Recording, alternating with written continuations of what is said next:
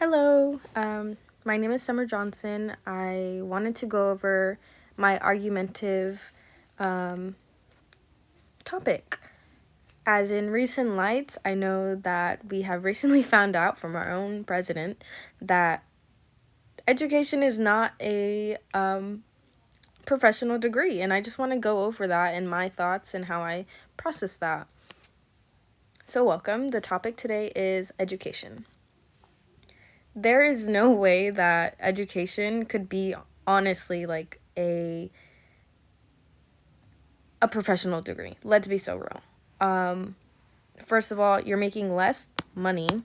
Secondly, it's just kids and it's messy. They get all over the place. They just want to color and scribble, and 1 + 1 is, 2, yada, yada, yada. They're talking all day. Nobody cares. Nobody cares what a teacher has to say. Nobody cares what anyone has to say, okay? They're just talking all day. And thirdly, anyone can teach. I know some teachers who don't know how to teach, and they can teach. And they do it. And don't get me wrong.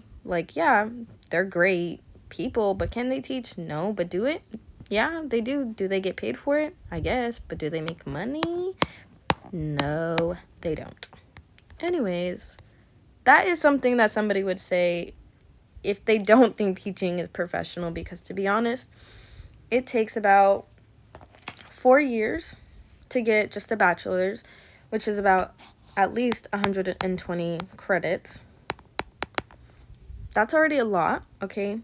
You're thinking at least an average 4 classes per semester, including the summer and other stuff you gotta do. You're talking about in-person sit downs and mentorships that you have to do to be involved with teaching. Masters, it can take up to 6 to 8 years. A lot. I know. Very, very it's a lot. Because it's your bachelor's degree plus 2 more years, maybe 3, just depending on how long each person can take. And then you have your associate's degree, which is about 60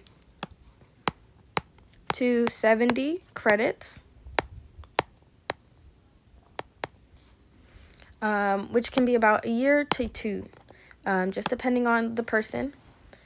But that is just alone, when you think about it and you put it out and you lay it out on a chart, that's a lot of work and talking and crying and laughing that you gotta do.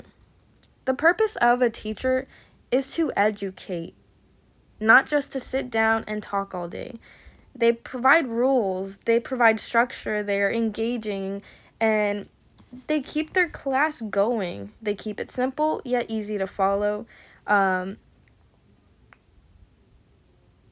They have rules. Their rules are to provide structure.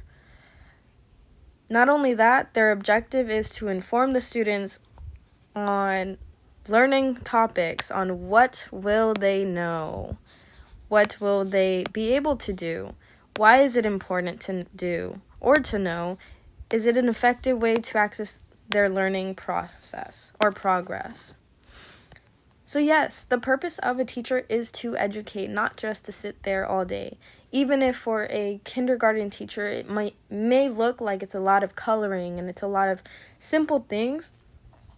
But teaching is not just simple. It's sitting down with the student, talking about her feelings, talking about shapes, opening a student's eye who is maybe 4 years old. They're barely learning certain things. It's sitting down with 20 of them, 15 of them, 10 of them. You're sitting down teaching. The concepts of a teacher and the definition of a teacher is an individual who can actively engage, be involved with the students. That is what makes a teacher, being involved. A teacher is involved inside work hours and outside of work hours, and I'll get to that later. They create environments where learning can flourish, both personally and educationally, mentally, physically. You have PT teachers, you have music teachers, you have dance teachers, you have therapists who are still considered teachers because they're teaching us ways to learn more about ourselves and learning more ways on learning new things and how to grasp new things and be aware of differences and changes and challenges, regardless of the setting. Oh, could not do that.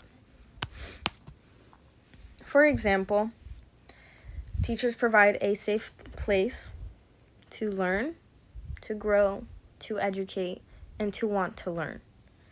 Teachers lose their personal time to teach and grow other students and grow other people. They're constantly using their free time to decorate their classroom, decorate certain